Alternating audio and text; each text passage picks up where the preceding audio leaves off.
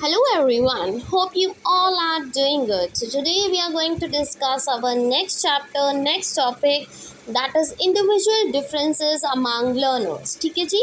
तो जैसे कि हम इससे पहले जो 9 चैप्टर्स अपने कंप्लीट कर चुके हैं, ये हमारा 10th चैप्टर है individual differences among learners. Individual differences क्या होते हैं? अब लर्नर्स तो आपको पता है, बच्चों की बात की जा रही है, इंडिविजुअल की बात की जा रही है। इंडिविजुअल डिफरेंसेस क्या होते हैं कि जो हर एक पर्सन है, ठीक है, हर एक पर्सन, हर एक बच्चे की, ठीक है, कोई भी हो, सबकी क्या है, अलग अलग एटीट्यूड होता है किसी चीज़ को लेके, अलग अलग स्किल्स होती हैं सब में। कोई जल्दी सीख जाता है किसी चीज़ को, कोई थोड़ा लेट सीखता है, किसी की मेंटल एबिलिटी कम होती है। मतलब हर तरह के बच्चे होते हैं, सभी को एक समान नहीं रखना। एक समान in the sense means respect वगैरह प्रॉपर देनी है, एक समान देनी है। बट जो इंडिविजुअल्स होते हैं ना, बच्चे होते हैं, उनमें डिफरेंसेस होते हैं। सबको ये नहीं कहना कि हाँ अगर वो इंटेलिजेंट है तो तू भी इंटेलिजेंट होना चाहिए, ऐसा नहीं होता। सबकी अपनी एबिलिटी है, ज़रूरी नहीं है अगर एक बच्चा म्यूज़िक में अच्छा है तो दूसरा भी अच्छा होगा, क्या पता दूसरे में कोई और स्किल्स हो। हमने हॉवर्ड गार्डनर की मल्टीपल इंटेलिजेंस थ्योरी दी थी, उसमें हॉवर्ड गार्डनर ने क्या बोला कि हर एक बच्चे में अलग अलग तरह की इंटेलिजेंस होती है, राइट। किसी में इंटरपर्सनल इंटेलिजेंस होती है, कोई इंट्रापर्सनल इंटेलिजेंट होता है, किसी का आईक्यू ज़्यादा होता है, किसी का आईक्यू कम होता है, ठीक है। कोई मैथमेटिक्स में तेज़ होता है, कोई साइंस में तेज़ होता है। मतलब हर एक बच्चा अपने आप में क्या है, इंटेलिजेंट होता है, बट उनकी इंटेलिजेंस अलग अलग होती है। वो होता है इंडिविजुअल डिफरेंस कि सभी बच्चों में इंटेलिजेंस होती है, बट वो डिफरेंट डिफरेंट टाइप्स की होती है, ठीक है। कोई भी बच्चा किसी से कम नहीं होता, किसी को भी कंपेयर नहीं करना है एक दूसरे से, क्योंकि सबकी एबिलिटी, सबकी स्किल्स, सबकी एप्टीट्यूड्स क्या है, अलग अलग होते हैं, राइट।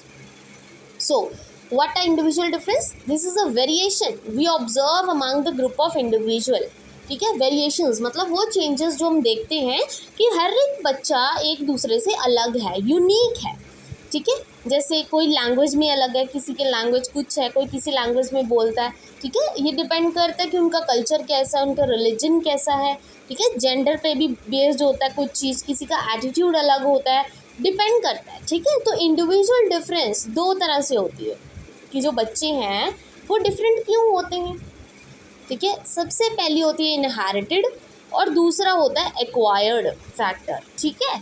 इनहेरिट तो वो होते हैं जो हमें अपने पेरेंट्स से मिलते हैं, जैसे हमारी फिजिकल, जैसे हमारी हाइट हो गई, हमारा वेट हो गया। कई बार होता है ना कि जो बच्चे हैं, जैसे उनके जो पेरेंट्स हैं उनकी हाइट कम है, तो उन बच्चों की भी हाइट कम होती है, बिकॉज ये इनहेरिटेड होता है, वह जीन्स की वजह से होता है, बायोलॉजिकल है, ठीक है।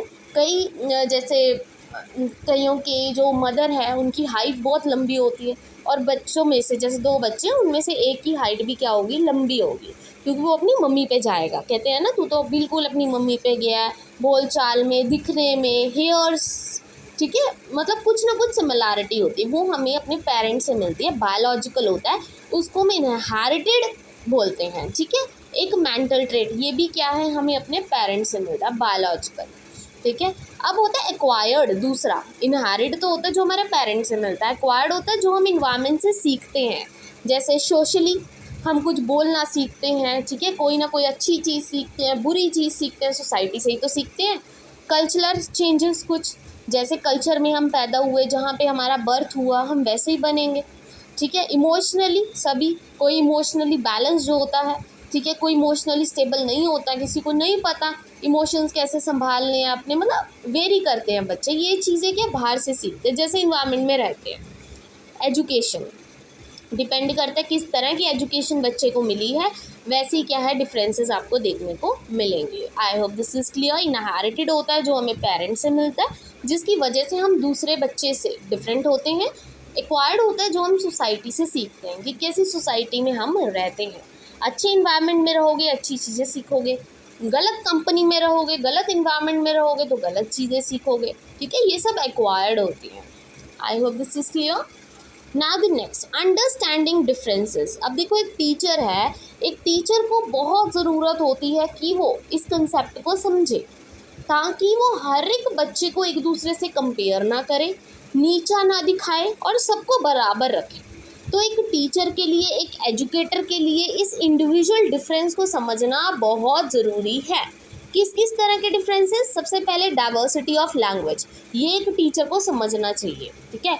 ऐसा नहीं है कि अगर एक बच्चा पंजाबी बोल रहा है जस्ट बिकॉज वो पंजाबी कल्चर से आया है और दूसरा हिंदी बोल रहा है, और जो टीचर है वो बोल रही पंजाबी वाले को अरे तू हिंदी बोल, पंजाबी नहीं बोलनी, तो ये चीज़ नहीं करनी टीचर को उसकी लैंग्वेज को भी रिस्पेक्ट करना है और उसको हिंदी लैंग्वेज भी पढ़ानी है। ऐसा नहीं बोलोगे कि नहीं हम तुम्हारी पंजाबी को कंसीडर नहीं कर रही, या उसको नीचा दिखाओगे कि पंजाबी नहीं बोलनी है, अलाउड नहीं है, ये नहीं है, वो नहीं है, ऐसा टीचर को नहीं करना है, ठीक है। टीचर को उस पंजाबी लैंग्वेज को भी रिस्पेक्ट करनी है, उस हिंदी लैंग्वेज को भी रिस्पेक्ट करनी है, ठीक है। तो ये चीज़ें एक टीचर को हमेशा अपने माइंड में रखनी चाहिए कि हर एक बच्चा अलग है, हर एक की भाषा अलग है, हर एक का रिलीजन अलग है, हर एक का फैमिली बैकग्राउंड अलग है, ठीक है, हर एक के इमोशंस अलग हैं, और टीचर को इन सभी चीज़ों को, इन सभी फैक्टर्स को कंसीडर करते हुए हर एक बच्चे की रिस्पेक्ट करनी है और इंडिविजुअल डिफरेंस को ध्यान में रखना है।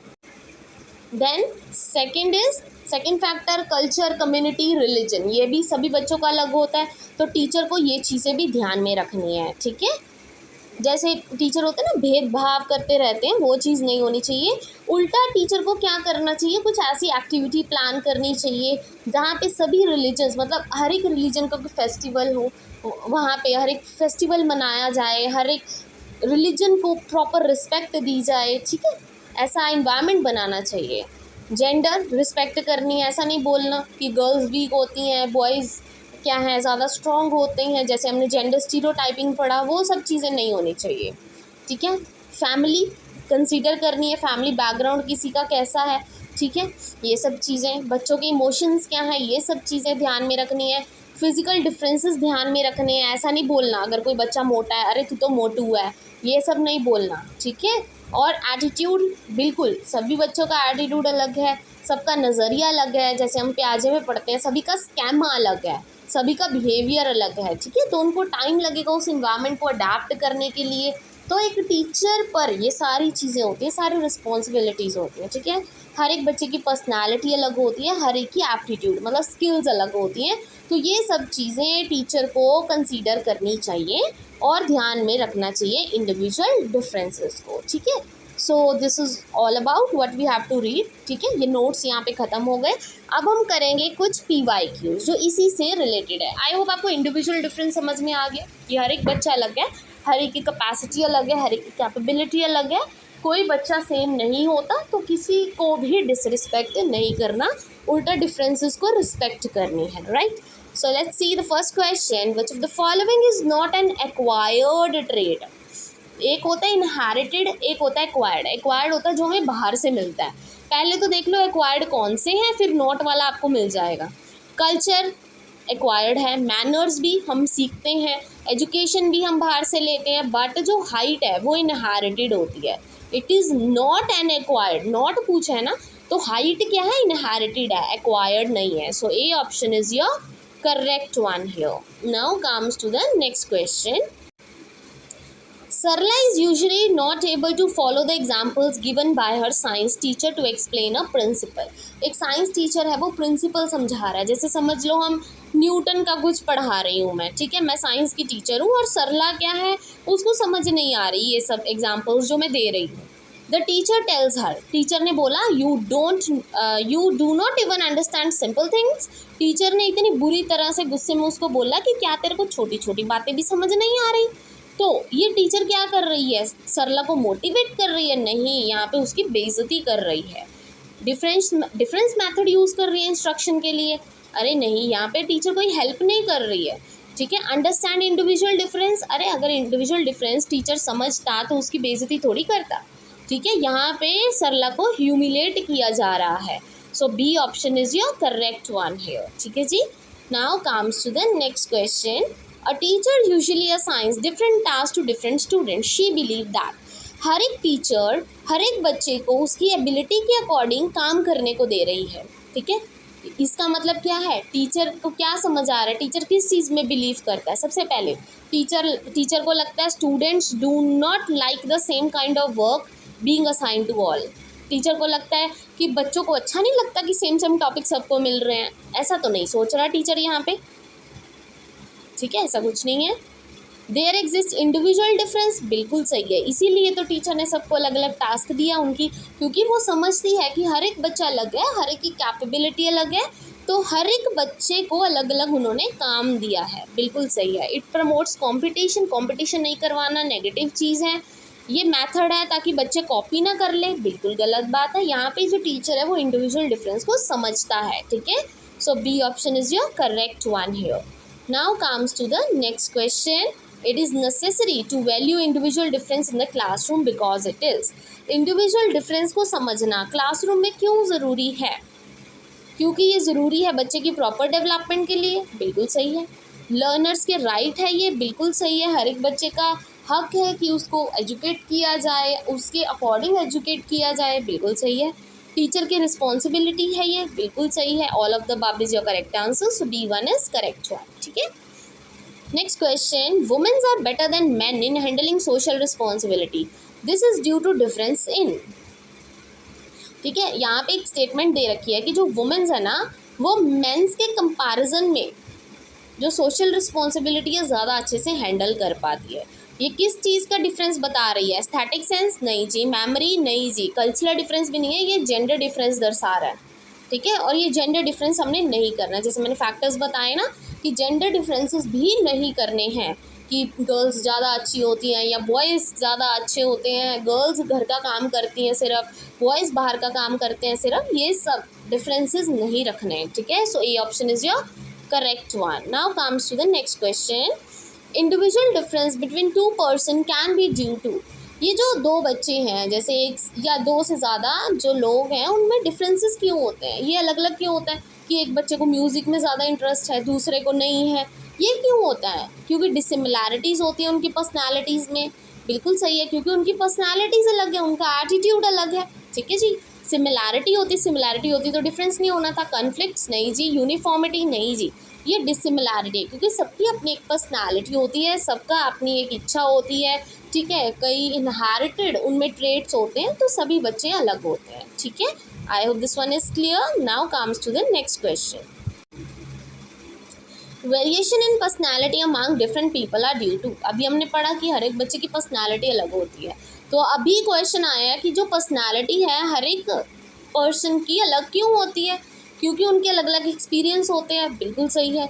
क्योंकि हेरिडिटी मतलब इनहेरिटेड ट्रेड, सबके पेरेंट्स अलग हैं तो उनको अपने पेरेंट्स से गुण मिलेंगे, ठीक है। तो दोनों ही सही है, both 1 and 2 is a correct, so C1 is a correct one, क्योंकि यहाँ पे इनहेरिटेड और एक्वायर्ड दोनों ही ट्रेड्स के बारे में पूछा गया है, ठीक है जी। Now next question, every learner is unique. इसका मतलब क्या है? हर एक बच्चा अलग है, इसका मतलब क्या हुआ कि learner don't have common qualities not do they share the common goals. Goals तो सेम हो सकते हैं, क्वालिटीज़ अलग अलग हो सकती हैं, ठीक है। कॉमन करिकुलम है जो पॉसिबल नहीं है, बहुत गलत है। It is impossible to develop the potential, बिल्कुल गलत है।